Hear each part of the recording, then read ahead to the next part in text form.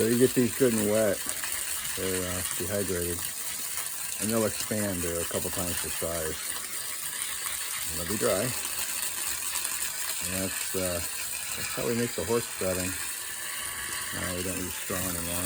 Straw makes such a mess. We use this stuff right here.